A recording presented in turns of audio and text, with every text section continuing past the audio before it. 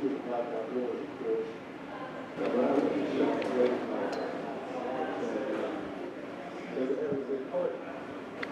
This is Vince Parker was a tail gunner on a B-17 with the 15th Air Force over Italy. That's where we flew out of Italy. I was a navigator in the 15th Air Force. Both of us in the B-17 and Flying Fortress. Go ahead, Vince. Well, I think I'll take you on a combat mission to start with. We took some wild rides in the sky. One day we bombed a target called Brux in Czechoslovakia. It was Christmas Day, 1944. My twin sister was back in Ortonville, Minnesota, sitting underneath the Christmas tree when her brother was taking a trip over a target. Actually, what I would do when we went over the target, flak was exploding. You've seen pictures of flak. You almost could walk through it. But you had to go through it because the target was right down here. And you turn the controls over to the bombardier, and we would sit there in the plane. I would wiggle past my ammunition boxes. If you go on that B-17 out there are 2 ammunition boxes with 400 rounds apiece. And I would wiggle off of my tail wheel seat and go past those ammunition boxes with almost shells were exploding because I had my own escape hatch. And I go back there and I put my parachute on, boom, boom, boom, everything's happening. And I get right on my little door so I could turn and get out of there. And so then I would listen. And we would be going down the run towards the bomb run for 5 to 20 minutes before we dropped our bombs. So I would listen for bomb bay doors open. Then the next step was bombs away. And the ship would lift, would rally off the target, and head for home. Well, that day over Brux on Christmas, I didn't hear bombs away. The ship went around a 360. And now I waited for bombs away. It didn't happen. We did 2 360s. We went over the target 3 times. We never dropped our bomb. That's suicide. Finally, we dropped our bombs. And years later, I found out a guy by the name of Fairly Joe Brensinger was running the group. And I happened to run into him in Florida after the war. And I walked over to him, and he was a major at the time. He'd been a captain before. And I said, Major, where were you on Christmas Day? He said, were you with me? I said, yeah. He said, were you mad? I said, yeah, when I got home, the mess hall was closed. And that's the way we were. He said, by the sergeant degree. We sat down, we went to places in the sky where very few people had been. Well, I graduated from White Bear High School in May of 1942, and I enlisted and entered the Army, what was the Army Air Force at that time, in November of 1942. I went on to get my wings as an aerial navigator and my commission as a second lieutenant at age 19 in Conduit, Texas, 40 miles west of San Antonio. Went to Sioux City, Iowa, and was introduced to a B-17. Now, if you can imagine a kid 70 years ago, a little over 70 years ago now, never seen an airplane that big. The only thing I'd ever flown in was a Piper Cup. And get into that marvelous airplane that was the latest in technology at that time. Now, I know it doesn't look like that today, but 70 years ago, that was the latest in technology. Was trained at Sioux City, Iowa with my crew, and we got a leave after we finished our training there, and then we went to Nebraska. We were supposed to pick up an airplane, there weren't any, so we went to Newport News, Virginia, and they gave you a ticket, a one-way ticket to someplace. They didn't tell you where you were going, but we crossed the ocean in what later became a banana boat. They were Liberty ships, and had a big escort, about 5 or 6 cruisers, a couple destroyers that dropped a lot of depth charges as we crossed the Atlantic Ocean. I landed in Oran, North Africa, and from Oran time we were there 4 or 5 days. We got on another ship and went to Naples, Italy. Now, when the Italians surrendered to the Allies, Hitler was really upset, so he destroyed a lot of the machinery that the Italians had. And in the harbor at Naples, the gangplanks were across the what remained in the water of engines, railroad engines, and all kinds of junk that they'd thrown into the water. Then we took a narrow gauge railroad across Italy to Foggia, which is up close to the east coast of Italy, 12 miles in from the Mediterranean, from the what's the Adriatic, yeah, I'm sorry. And that's where we were based. It's quite an eye-opener for somebody that's 20 years old.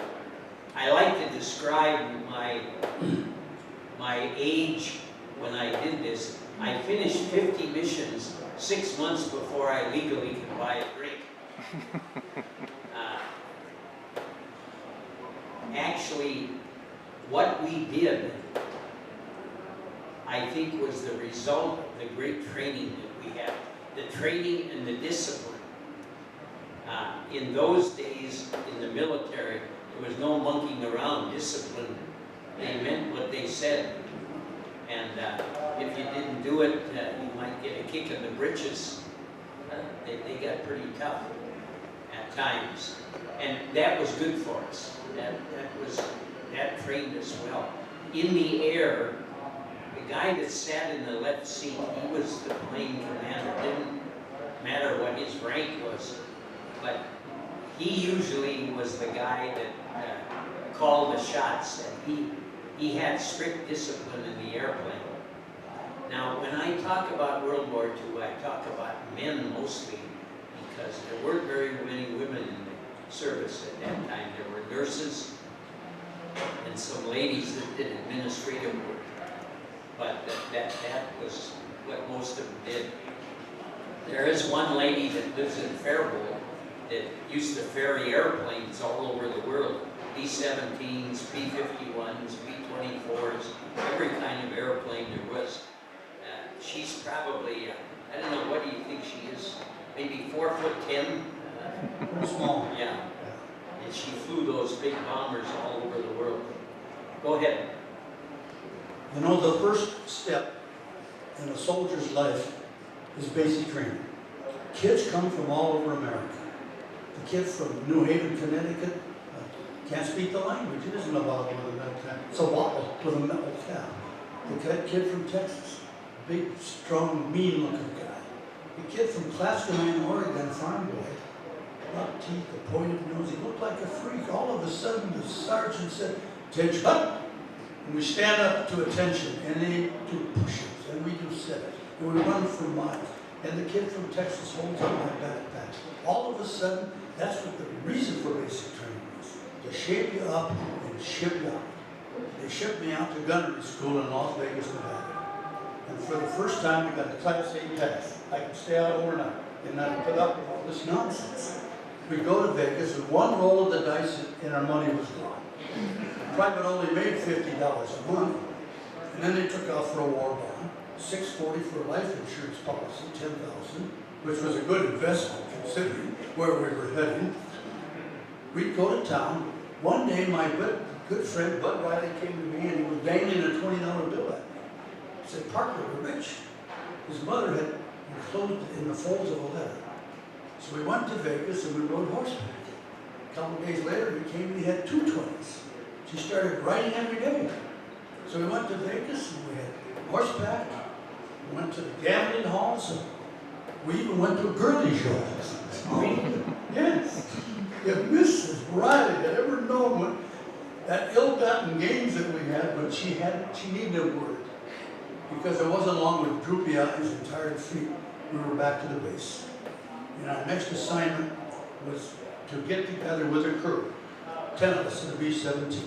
And I'll catch you up later on that. Go ahead, Roger. Getting to know this B-17 was a marvelous awakening to what technology could do.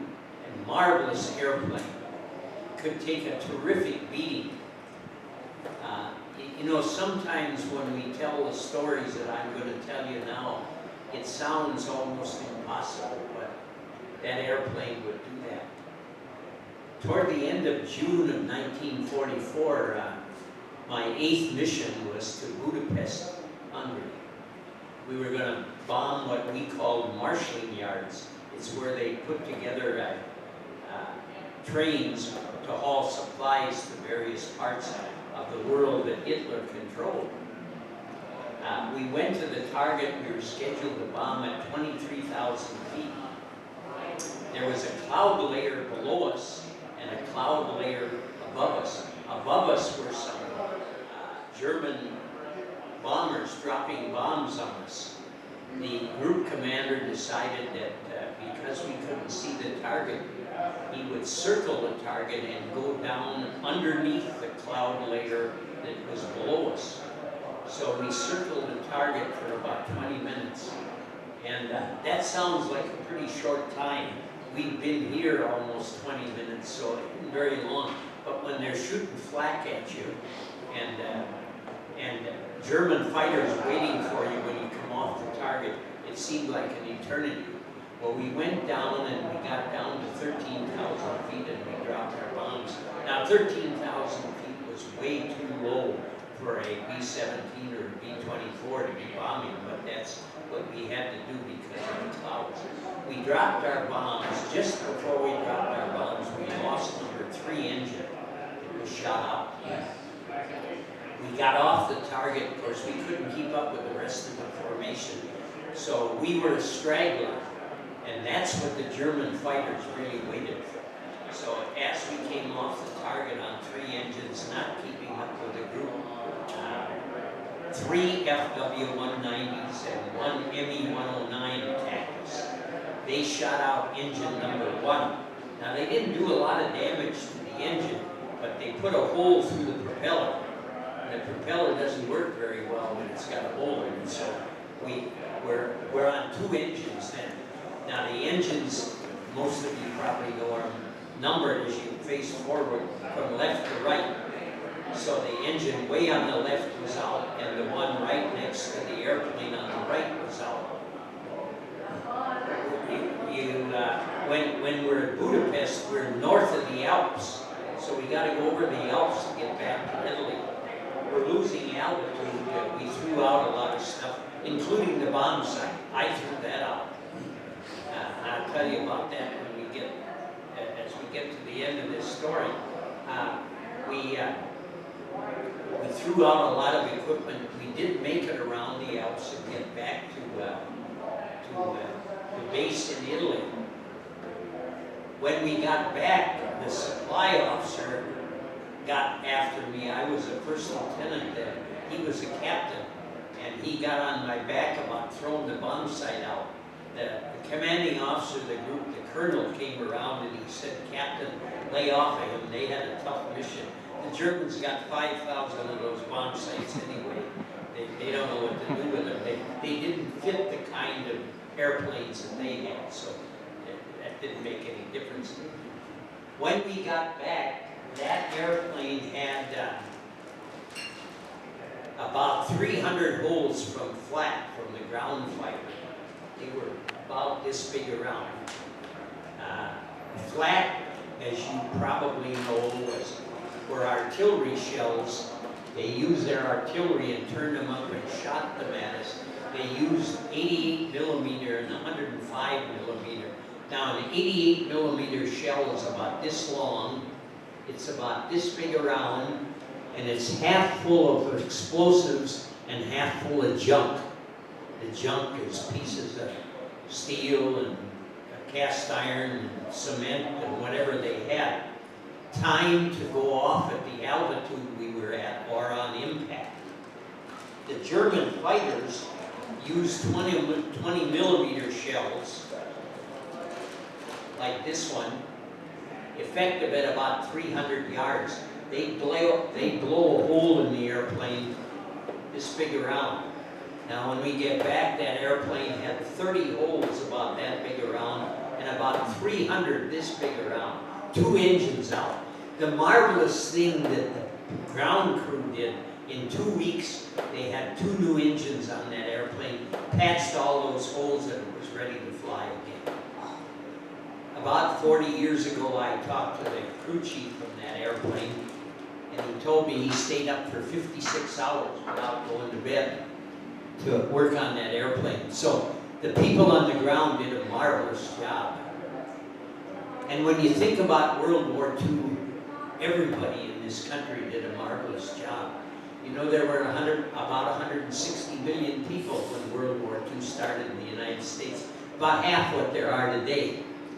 16 million of us were in the military, so 10% of us were in the military.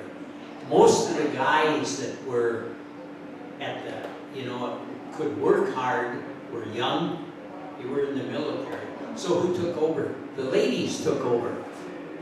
They took over and they built airplanes and tanks and armored cars and everything we needed for war. And they found that women could do a lot of things that men couldn't do because of the dexterity in their fingers. So it was a marvelous time when you saw everybody doing their part. The men on the ground, in the Army, the Marines, the Coast Guard, the Navy, everybody, the Merchant Marine, everybody did a marvelous job in backing us up. And sometimes I like to think that maybe we that flew got more credit than we're due. It's kind of romantic to think about guys that flew in airplanes, but we only did part of the job.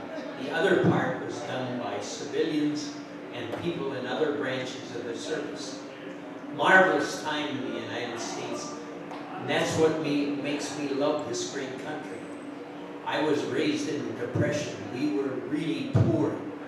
And the opportunity I've had in this country is just overwhelming to me. And now at age 90 to look back and see how fortunate I've been to live in a great land like this. You know, Bob usually gives a presentation about the Depression, how poor he was and how the kids had to wear the same shoes and so forth. And I'd like to have you know that the Depression started for his mother the day he was born. We were always kidding each other. One day we took off for a target called Hagen's Home in Hungary. We never got there. All of a sudden the ship started to shake. I don't know what's going on. I'm way back in the tail.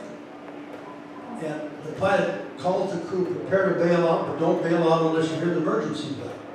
If you're walking that B-17 out there, get in the cockpit, go to the left seat, there's a little toggle switch, emergency bell, that goes to all these circuits along the way. So after the war, I was reading the service manual, and I found out the circuitry didn't reach the bell in the tail. The guys would bail out and wave goodbye. Well, on that trip to Hagen's Home, I went to my escape hatch. I was the only one in that aircraft with his own escape hatch. If you walk back to the tail, underneath that little wing back there, and look, there's a little door. How anyone could ever get out that with a parachute on and turn the handle, I didn't have to do that, fortunately. But on this trip, all of a sudden, there was a boom, boom, and the ship settled down. And the pilot called the engineer, the navigator, and said, we can't get home. Find me a place to land this plane. Well, we landed in a pasture in Yugoslavia. What happened? The number 3 engine couldn't be feathered. It was running away. You know, feather meaning turned into the wind. It was running, and it tore off the crank. It took off half of my tail back there, that horizontal stabilizer. It sliced through the waist in the process of doing it. And so the navigator found us a spot to land in the pasture in Yugoslavia. And when we landed, he made a great landing. He might have got the DFC. He did somewhere along the line. Incidentally, 5 of my guys had Purple Hearts on my group, so we took some real wild rides. But the minute we stopped, the partisans were there. And there was a kid on a bicycle with a jumpsuit and a German machine gun across his back. I discovered that later in a show, that gun that I was able to identify. Threw the bicycle down, he ran up to my engineer and he grabbed him and he said, "Cigarette, Joel?" Cigarettes were the coin of the realm. They were money. And one more mission, about every 20 minutes, when we were in the air in formation, the navigator on our crew would call for oxygen check. Everybody would report in to make sure they were okay. Starting at the tail, the most important guy on the plane, of course. We'd go all around, and one day the radio guy didn't answer. So we went around again, and one of the waist gunners didn't answer. So the pilot calls me, he says, "Parker, what's going on back there?" I could look past the tail wheel, through the waist, into the radio room, and Faust, the radio man, was down. He was out cold, and the waist gunner was trying to get oxygen into him. You don't live long without oxygen. 2 or 3 minutes, you oxygen. And so I reported that to Clemens, and he says, "We're going down." And he put that bomber in a power dive over Vienna. We went from 28 to 12,000 feet, past the danger line. If you go in that B-17 and look in the cockpit, you'll see a little, at the airspeed indicator, there's a little line at 175. If you go beyond that speed, things can happen. You might lose control, you might lose an aileron, who knows? Well, we went past that line, we pulled out, we saved Faust. He was never the same after that. But on the way down, he made that statement, "Prepare to bail out." And after the war, I was reading that bulletin and I found out the bell didn't, go to the tail, and I think I mentioned that. So anyway, these are the kind of wild rides we take on. I think we stop for a minute now and see if there's some questions. Because you might want to know something that we don't cover. So feel free to ask questions. We'll try to answer them. Yes, sir. Is the Liberator on a carriage? No, it's on its own wheels. Yes. Okay. What was the question? Was the Liberator on the carriage? Oh. Somebody else had their hand up. Yes. How did you get out of Yugoslavia? How do we get out of what? Yugoslavia? Oh, good question. When we landed and they showed up, we radioed for help. And a C-47 flew in. That's that twin-engine Jeep with the sky. It came in, below radar, came in real low, turned, and I don't even think they need a runway. It just seemed to stop like a helicopter. There it was. The door flew open. Here's a nurse and a doctor. And of course, here's a woman. And here's 10 guys. And we rush her and say, "She's mine." "Get in there," she said, "do so-and-so's." And we got in. We took off. We flew back over the Adriatic, landed at our base. It was one of our shortest missions, about 4 or 5 hours. It could be up close to 10 hours, depending on the time. We went to our tent. We lived in tents, and nearly 6 men enlisted into a tent. And our waist gunner, Patchy, wasn't with us. They had bumped him for a photographer, and he was crying. He'd heard that the crew went down. And here we are walking in. And years later, at a reunion, I reminded him of the fact that he was crying when we came back. He said, "You know why I was crying? Because I knew where your whiskey was hiding behind the cloakroom." They gave him 2 shots of whiskey after every mission. They should have given him 2 before he went up, right, Clemens? Go ahead. You had a question, sir. Yeah, you were talking about throwing out your bomb site. That was the Nordine bomb site? Jordan bombs. Yeah, and I heard that was something that was developed by Honeywell probably in Minneapolis. But it sounded like they were trying to keep it secret from the Germans, and even though they couldn't use the ones that you threw out, they could at least probably figure out the technology and build their own. And I'm wondering, of course, they didn't have as many bombs to drop because they never got to America.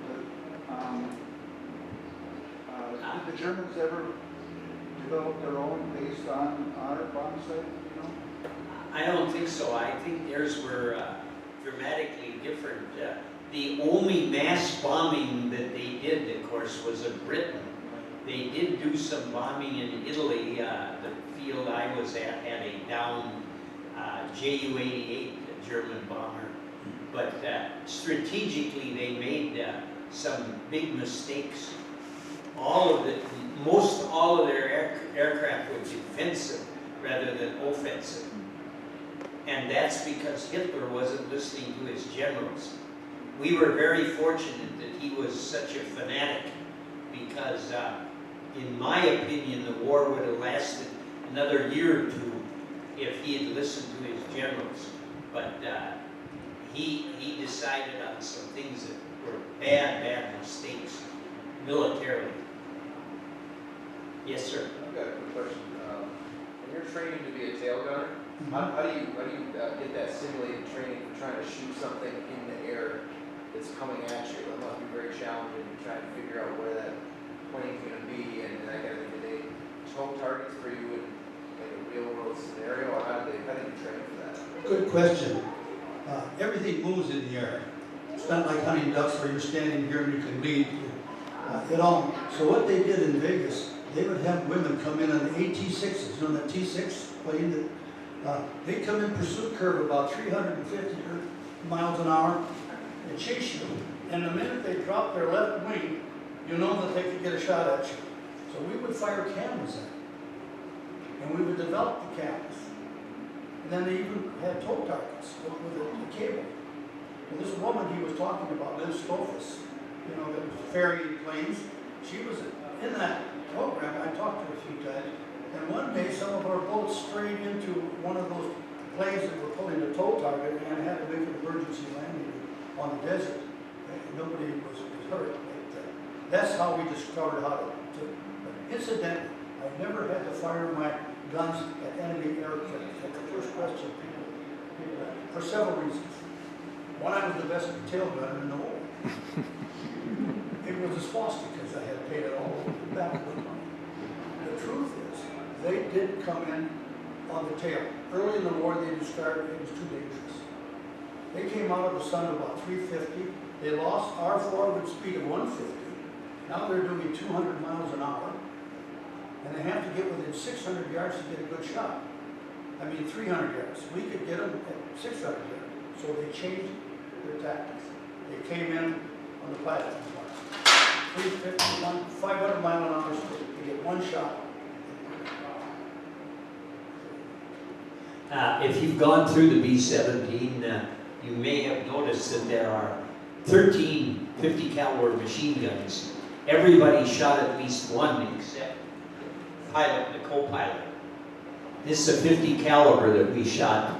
Now, this was effective at about 600 yards, but didn't blow near as big a hole as a 20 millimeter shell that the German fighters used against us.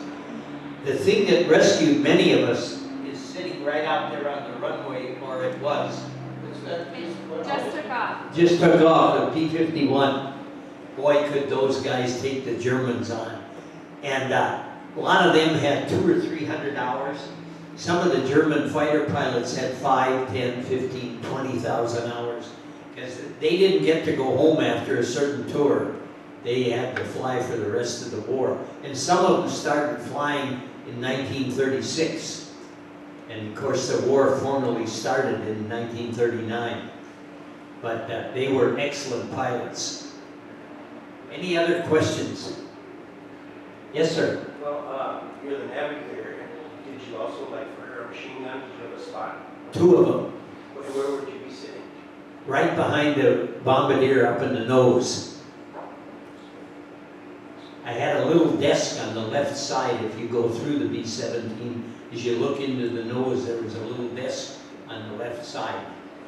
And a stool. I usually took the stool out and I knelt down. And beside the flat suit, I had some extra protection. I had a briefcase full of maps that was that thick. Incidentally, the maps that we used were made by the British in the late 30s, were excellent. I studied those so that I knew the continent of Europe like I do the state of Minnesota today, because that was very valuable to know where we were going and to be right on top of knowing where we were. They were especially excellent on the heights of the mountains. They had accurate heights of the mountains. Now you had to figure out they were in meters, so you had to transfer them from meters to feet because our instruments were in feet of altitude. You know, I talked to you about Bud Riley, my best friend. He came to me one day in training and he was crying. You guys don't cry. I said, Bud, what's the matter? He said, my sister came down here to see me go into the war. She's been here 3 days. She's in love with my coal pot. They're going to get married. I said, Bud, call your mother. All she can do is balls. They got married. Now, Bud and his co-pilot were on the same airplane. When the Sullivan boys went down, 5 of them, they changed the rules, but this was circumstance. So now let's go to February 25th, 1945. Over Linz, Austria, Hitler's hometown. Bud's plane received a direct hit between the 3rd and the 4th engine. They dropped down about 2,000 feet. 3 parachutes came out and it exploded. Who lives and who dies? Bud got killed. A kid from Vesta, Minnesota was in there. He survived. The engineer survived. And whenever I put out the flag on special days, I look up and I see Bud and he's dangling a $20 bill. And I gotta think, all the Bud Riders down through the ages that gave their lives so that you and I could sit here free. Isn't that true? You know, we have been referred to very often as the greatest generation. But again, in my opinion, I think our parents were the greatest generation. Man, what they went through during the Depression was just astronomical. Now, for me, I thought the Depression were pretty good days when I was a kid because, you know, dads didn't have many jobs, so you had your mom and dad both at home. And I'm an only child. And after I went into the military, I found out that my mother and dad could have refused to let me go because I'm an only kid. But they never would have done anything like that. But I remember the expression on my dad's face when I left. He was an eternal optimist, but I could see on his face that he thought he'd never see me again. When I returned home, he had a smile from ear to ear. And I don't know that he ever realized that after I got back, I was being trained to go on a B-29 to the Pacific Theater, and I would have been there the end of September, and as you remember, the war ended in the Pacific on August 5th, so I missed that for about 6 weeks, so I've always been thankful to President Truman that he decided to use the atom bomb, because that certainly shortened the war. Many estimates think that if it hadn't been for the atom bomb, we would have killed probably 2 million Japanese, and they'd have killed 1 million of us. Any other questions? We have questions because then you find out what you want to know that we haven't covered. I have a question. I want to say something. When I got off the bus in Oakville, the war was over. My mother was there, and I ran into her crying arms. In back at the corner cafe, my dad had his foot up again, and I knew that the next day I'd have my butcher apron on. I had grown up in the meat market, and that's where he didn't get the $10,000. Yes, sir. I have a question, Bob. When you were crossing the ocean, were you able to use your navigational skills to kind of determine where you were going? I did once, and one of the crew caught me, and they took my sextant away from me till we got to Africa.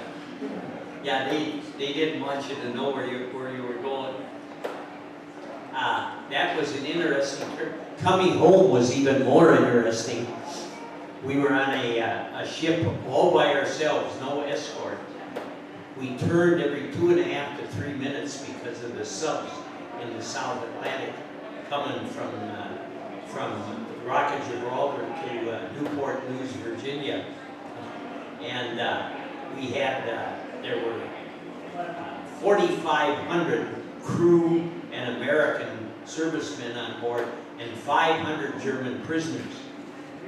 Now they were very careful who they did let guard the German prisoners. They never would have let me guard them, because there might have been a few of them dead.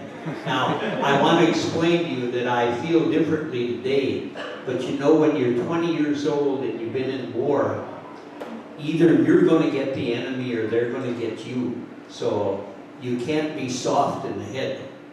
You know, you have to be hard.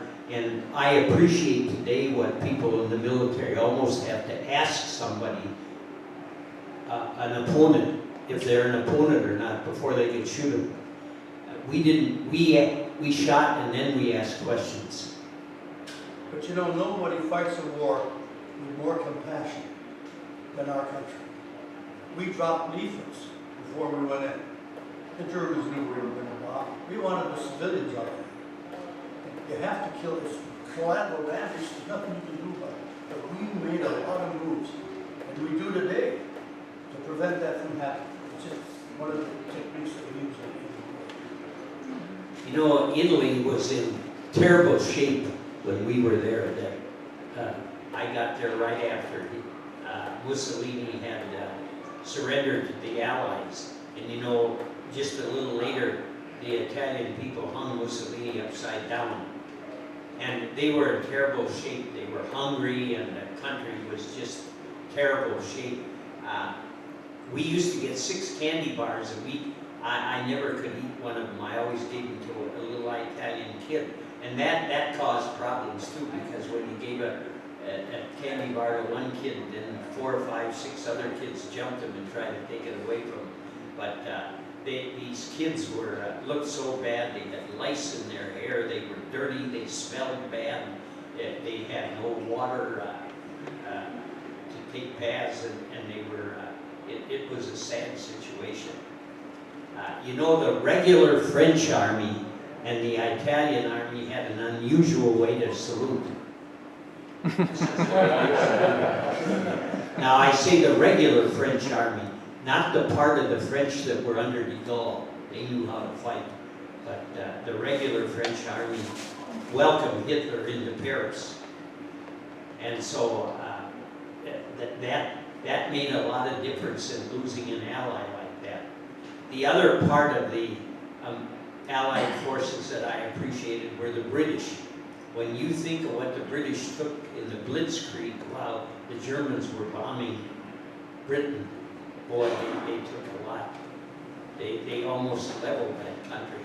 And Churchill was a fantastic leader. He knew how to rally the people. We were lucky he was on our side.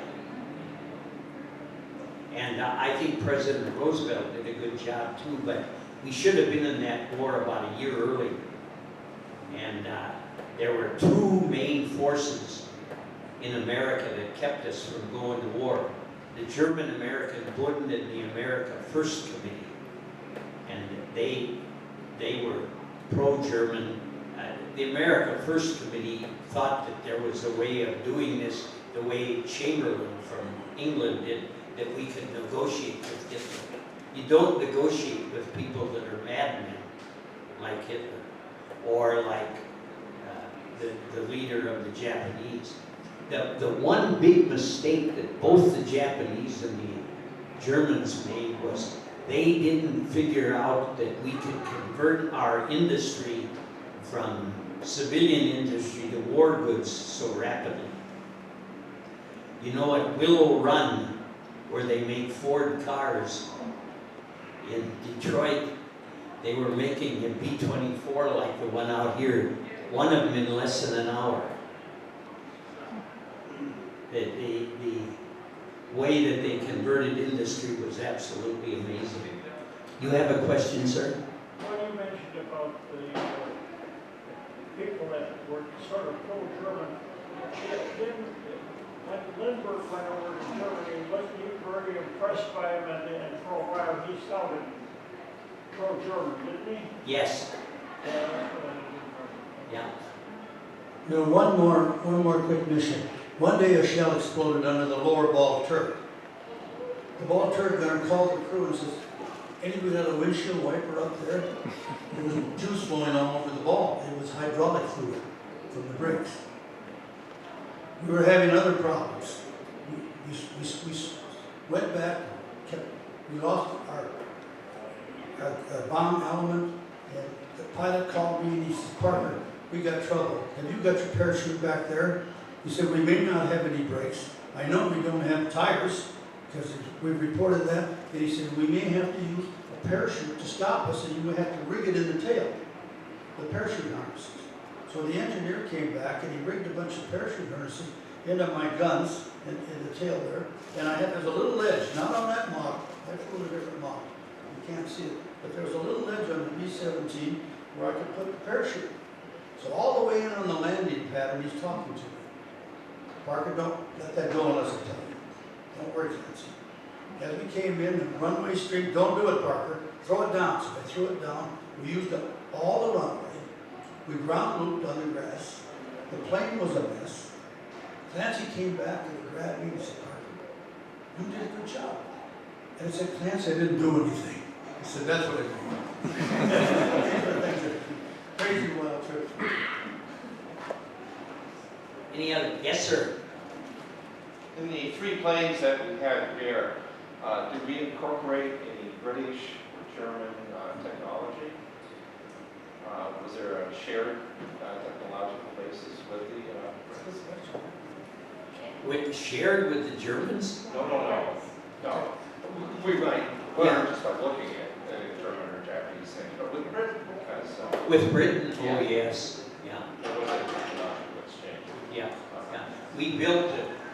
We built a lot of P-51s for the British early in the war. As soon as the P-51 became available, it was quite unusual for a fighter plane.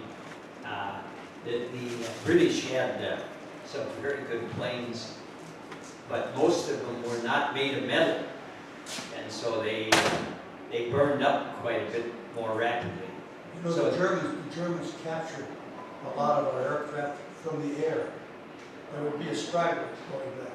They'd come in, and the B-17 would surrender. He'd drop his wheels and follow the German into a German plant to an airfield.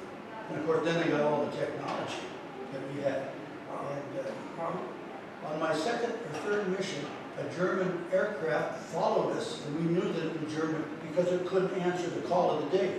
It was out of range, and the pilot told all of them, put your guns on it. Well, it was way about 530 low, out about 4,000 or 5,000 feet, and then it was gone.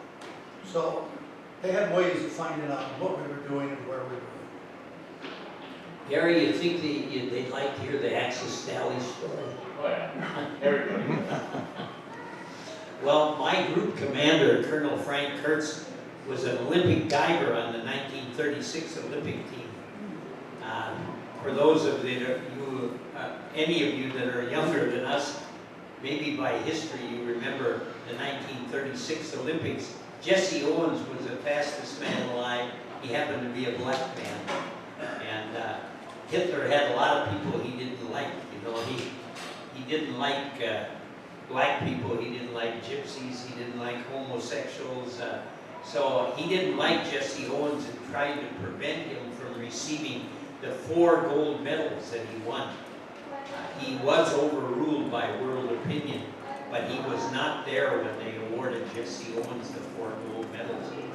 Well, my group commander, Frank Kurtz, was a Olympic diver, and he got to know Axis Sally. So one day I came down to the flight line, and they said to me, I was going to be the lead navigator for the 5th wing in Italy. That was 6 groups of U-17. They said the old man's going to be flying in the right seat. That meant the group commander was going to be flying co-pilot in the lead plane. So when we got to altitude, we always listened to Axis Sally because, man, she played good music. Glenn Miller, Tommy Dorsey, Jimmy Dorsey, Gene Krupa, all the good stuff that we like to listen to. So we're listening to Axis Sally, and as we get turned toward the target, she said, Frankie, we know where you're going today. You're coming to Budapest, and we're going to get you today. We're waiting for you. And by the way, we're going to get that little pig-faced Navigator from Minnesota too. It sounds kind of funny now, but it didn't sound very funny to me then. Questions? Yes, sir. When it comes to using oxygen, at what altitude did you need to do it? And talk about how cold it got. Good question. Most of the time on the way up, somewhere between 8,000 and 10,000 feet, we put on oxygen, usually about an hour after we took off. Then we had the oxygen on until we came down at somewhere between 10,000 and 12,000 feet, we took off the oxygen. So if you were on an 8-hour mission, you usually were on oxygen for 6 hours. Parker can tell you how cold it got in the wintertime at 25,000 feet. I flew in the summertime, so it wasn't so bad. Only got 25 or 30 below zero at 25,000 feet in the summertime. How cold was it in the winter? Well, it was about 50 below zero, 50 to 60. But we had heated equipment, heated boots, slipped into a heated suit. Our gloves were heated. We were really kind of toasty up there in our position. But when we came down and got past the danger line in enemy territory, down to below 10,000 feet, we could get off oxygen. And we went to the radio room and had lunch. And our lunch was frozen Spam sandwiches and ice cold coffee. and the radio guy would have it in an ammunition box with a blanket over it. Try to keep it warm. And he'd pour it out, surprise, it was always the same. But one day, he said, surprise, it wasn't there. And one of the waist gunners grabbed his parachute and ran towards the waist. He said, surprise, he found it under another blanket. We kidded around, we were just kids. When I got off the bus in Ortonville, I was still 19 years old, on 41 missions. Clemens was, we were so young, we were teenagers when we were. Yes, sir. Yeah, I came in late. What were you flying, the 17 or the?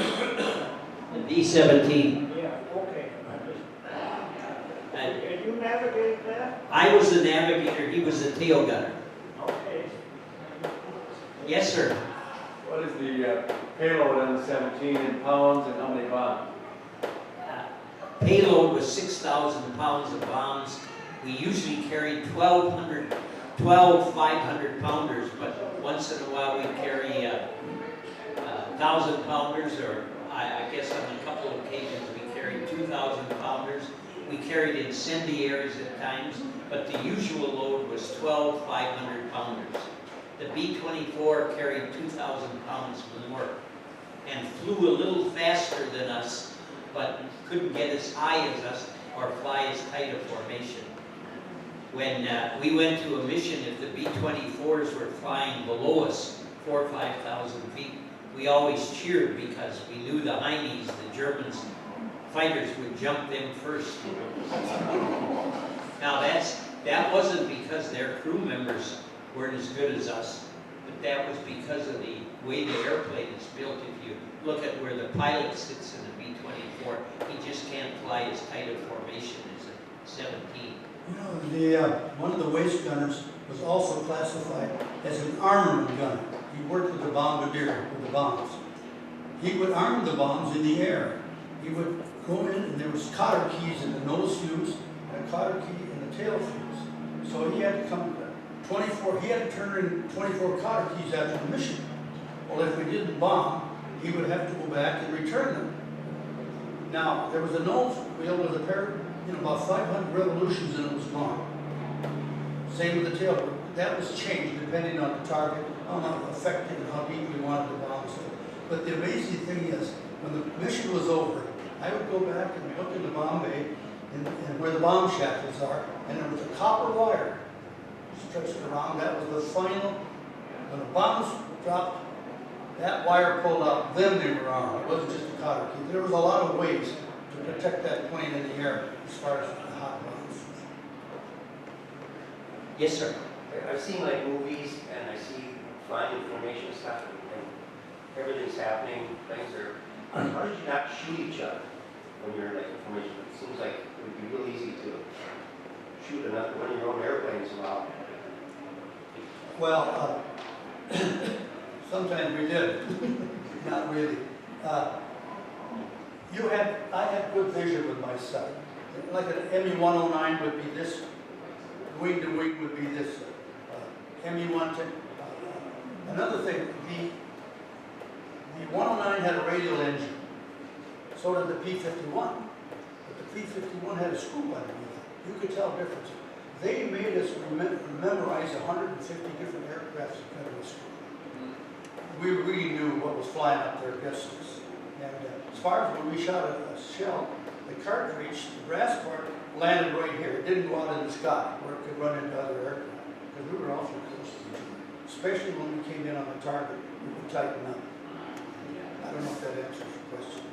I was just wondering, even shooting another B-17 with, I mean, some of these guys are aiming everywhere and they're following, airplanes coming at you and stuff. I don't, How could you keep from shooting another B-17? If there's some right off to the side. we didn't aim at it. That's exciting up there. The B-17s flew in elements of three, a squadron. It had an element of three, then another three, and then a diamond shape, another plane pulled in behind it. So now you've got my squadron, which had the 7 planes.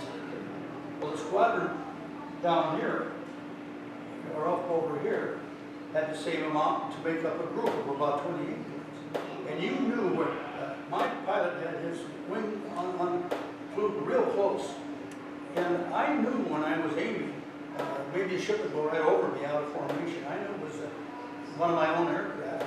I just never thought of that. They weren't, we never fired or aimed at our own aircraft, even though, I don't know if that, I don't know that answer. I think that answers it pretty well. When we left, most of the time, we had 800 rounds on each of the 13 guns. Now, you can only fire them in short bursts or they burn up the barrel. The barrel melts. So you just need a short burst. Every third one was a tracer. So you could tell where they were going, but also the Germans could tell where they were coming from. That third one that was a tracer. I hadn't done as much hunting as Parker had when I went into the military, but that's one of the things that fooled the Germans, and I think probably the Japanese also. These farm kids that went into the military have been hunting since they were 10 years old. And boy, could they shoot, and they were accurate. And the other thing in the American military, if the lieutenant got killed, some PFC or corporal or sergeant took over, and that didn't make any difference. On our B-17, there were 6 enlisted men and 4 officers, but we were all just like brothers. That didn't make any difference. On the base, there was no saluting. Now in town, you had to salute. If you met a superior, you had to salute them. Did you guys know Ray Elias? Ray Elias? Ray Elias. That name rings a bell when I He came. was a side gunner in B-17 quite early. Oh. Yeah, White Bear. Yeah, I know it. Yeah. Speaking about officers and enlisted men, I was on a R&R, and I was dancing in the NCO club with a nurse, and all of a sudden there was a tap on my shoulder, and here was my co-pilot, who was either a flight officer or second lieutenant, cut in, and he should have been there. I'd seen him walk by the door and look in at the NCO club, and wave. Now he's waltzing away with my dance. Well, you shouldn't have been dancing with the nurse because she was a second lieutenant. Well, what happened? Well, I'll tell you about that later. For a minute, she was a sergeant. What we I went back to my room, and there was his uniform. And I put it on. And I had the most miserable 4 hours on Capri that I ever had in my life being an officer. Just walking around. Could hardly wait to get back in blistered clothes. We were close. And he's right about that. Our crew was so close. I'm the only one left. That 40 years after the war, I got a call from a guy said, "This is Goonie." I said, "Goonie? A lot of my friends are Goonie." Clemens. He said, "This is David Davis." Did I tell this story? No. Did I tell it? He said, "I was a navigator in Italy, and you were a tail gunner." I said, "You died in that plane crash. We were in a terrible plane crash." I said, "They hauled you away, you were toast." He said, "The rumors of my death are greatly exaggerated." He said, "I was in and out of the hospital for months. I had skin grafts and blood transfusions. In fact, a Russian kid gave me blood." He said, "Now I'm a Russian Jew." That inspired me to search for my crew. And I found 5 of them that I put in my home in Stillwater. And they brought their journals and everything. And the one guy that wasn't there was a guy in Arizona that we had to dive to save his life one time. He wasn't right. We went down there 2 years in a row to be with him. There is no way to explain it. Only you know. And those of you who have been in combat, how close and how, even at night sometimes when you close your eyes, you see them. We all do that. So I had to put that in. I can't close this off before I tell you about those black flyers, the red tails, Tuskegee Airmen. If you see that movie, the Red Tails, the group that they escorted in that movie is the group I was in, the 463rd. Marvelous flyers. Had to jump through many more hoops than we did because somebody in the War Department and the American public didn't think that black people could fly. But boy, were they good. And were the Germans scared of them? Boy, they were really scared of them, but boy, they were marvelous people. I'm sorry I never got acquainted with any of them until about 30 years ago when I started going to some of these air shows. But great guys, did a fabulous job, and began a thing in the United States that has broken down the barrier between us and people with dark skin. And I've had a great experience in my life too. I've been leading ministry, Bible studies in prison for 34 years, so I met a lot of people with dark skin and have become close friends with many of them. So that was an advent in history that was very positive, that war caused in our great country. Any other questions? I missed the beginning. Did you tell how many missions you required to fly before you got your 2 weeks vacation? Yeah, well, before we got 2 weeks I vacation, was kidding. no. In Italy, you had to fly 50 before you finished. How many did you fly? I flew 41. I flew 50. I was there a little earlier than Mr. Parker was. When it got easier, then they extended it. You know how things are.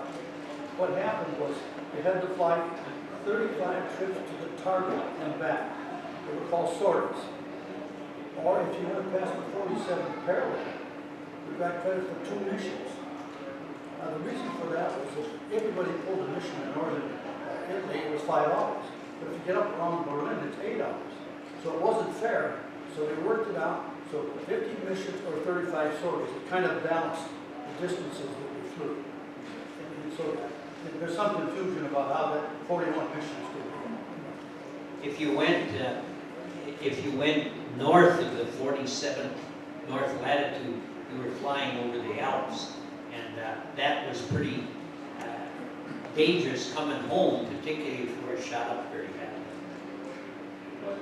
Could you have landed in Switzerland, or would that have been forbidden?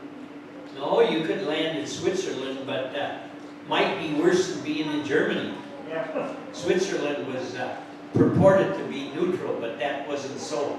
They had a number of war plants that were making materials for Germany. some of the guys that landed in Switzerland escaped Switzerland and went into France after the troops from the landing in southern France advanced past Switzerland. You know, I might mention that Rita Hayworth, famously actress at the time, flew with us on a bomber mission one time. Slick Chick was the name of the plane, and she was the nose art.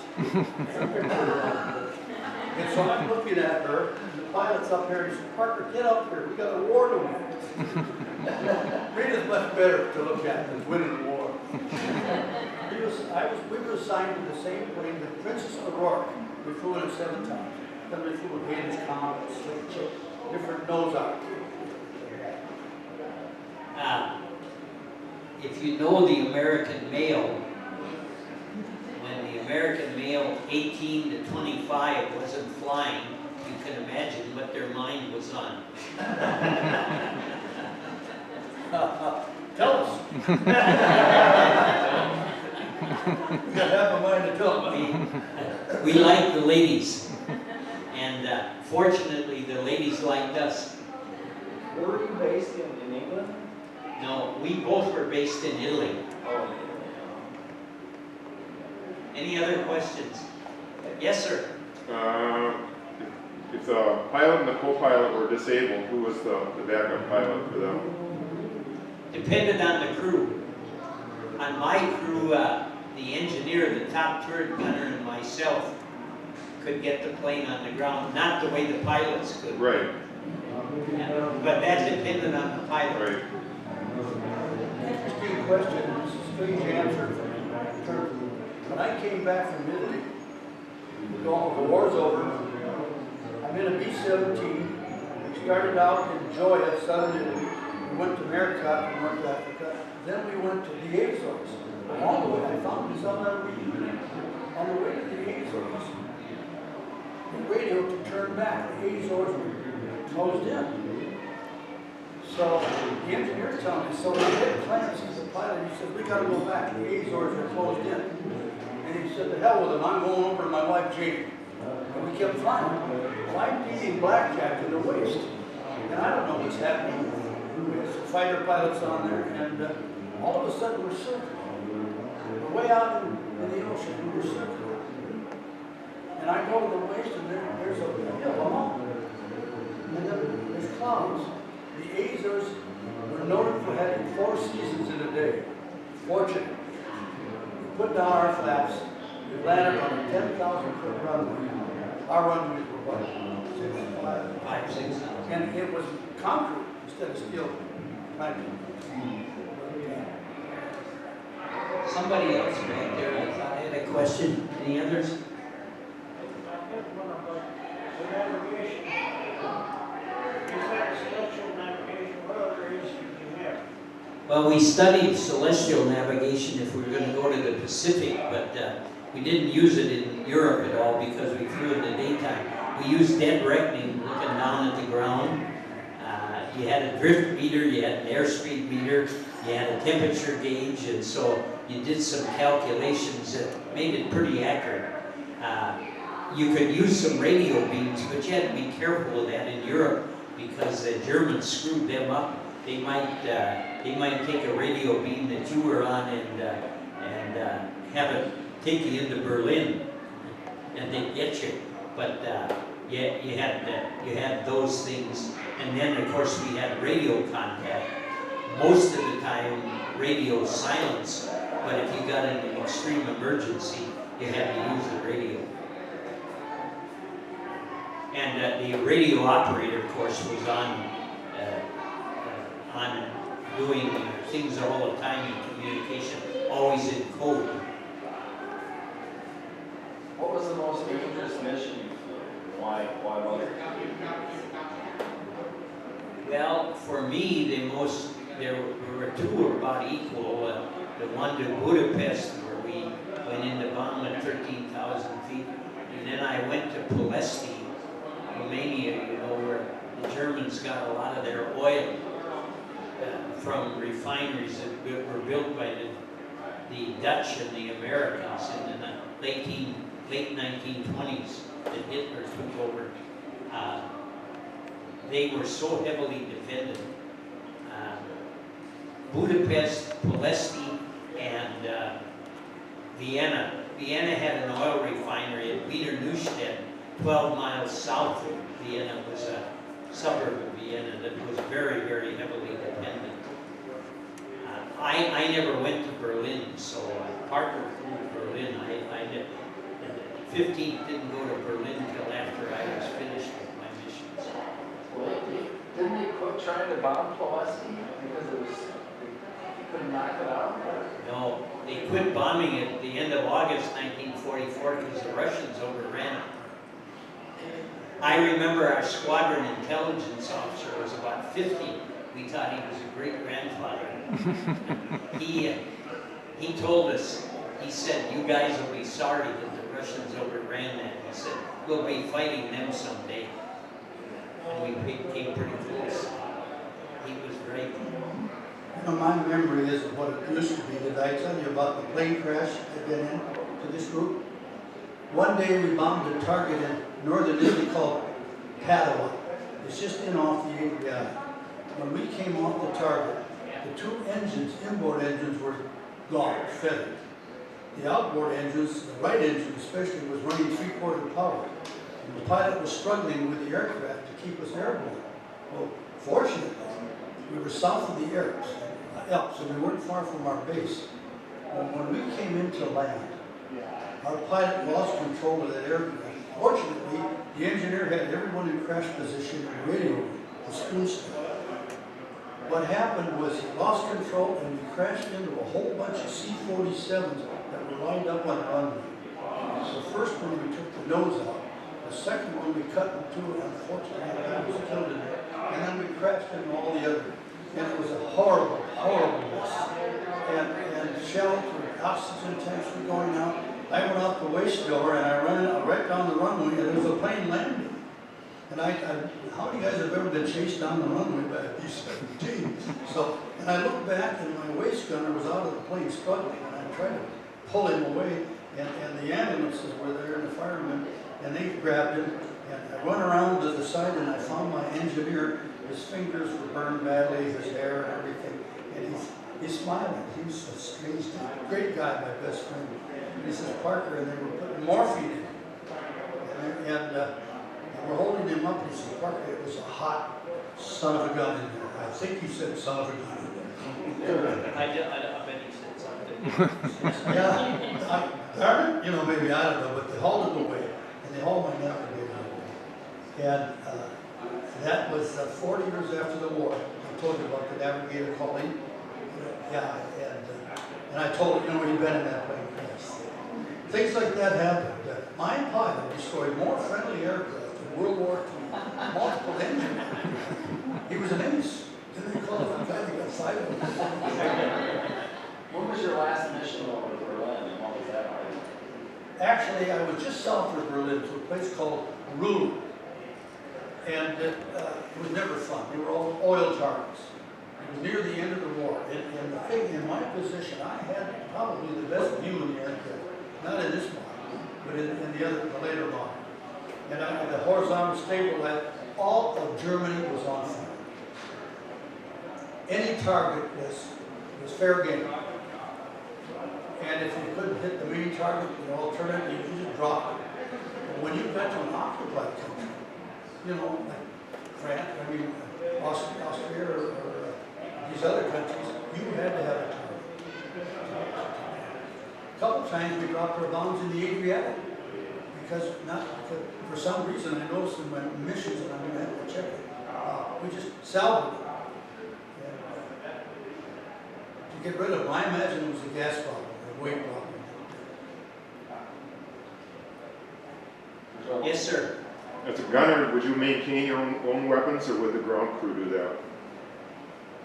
The ground crew did it. When I came out early on, I noticed a picture of me cleaning my gun one time, but that wasn't typical.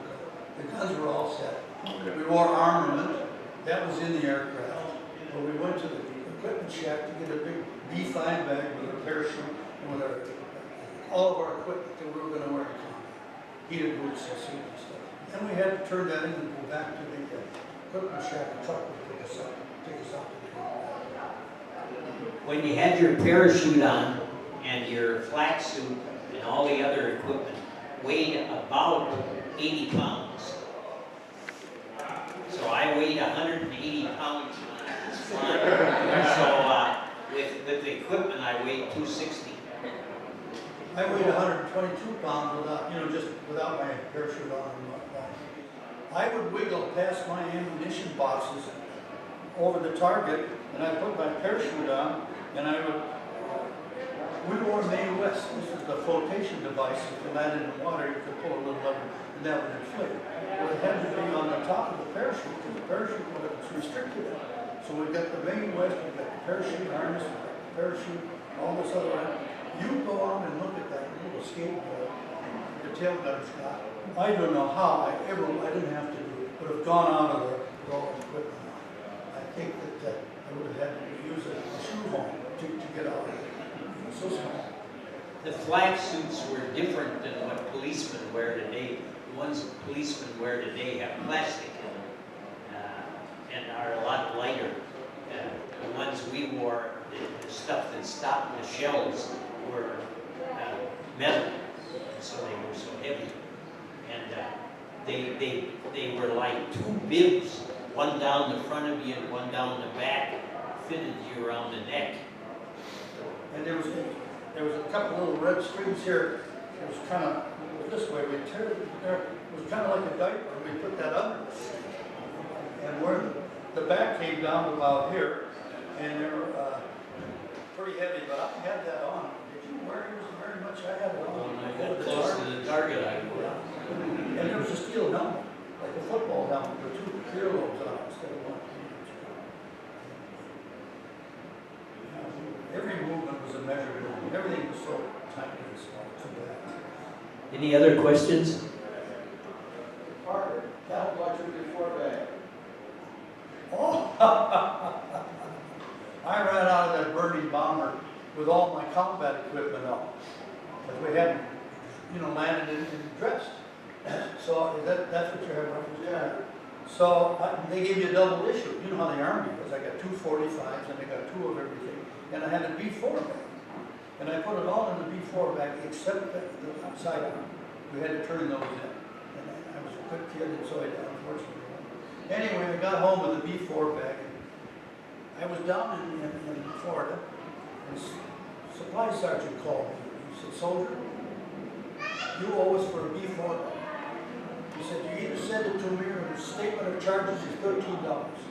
I don't spend $13. I wired my money. Everything was wires in those days. Send the B4 back. The sergeant called me and he had all this stuff laid out on him. He said, "You're such an honest guy." All this equipment that I would have loved to have had, was a souvenir. And you made a mistake, you should have kept it. Oh, yeah. I should have never known. Anyone else?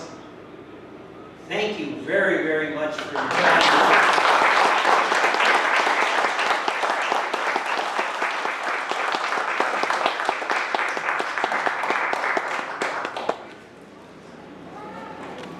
You guys.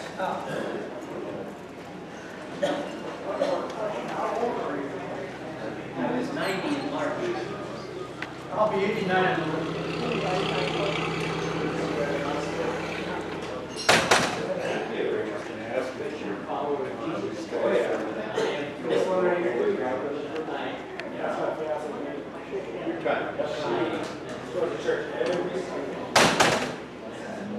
That was fantastic.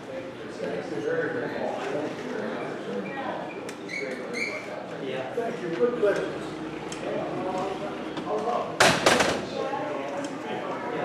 Well, your Navy?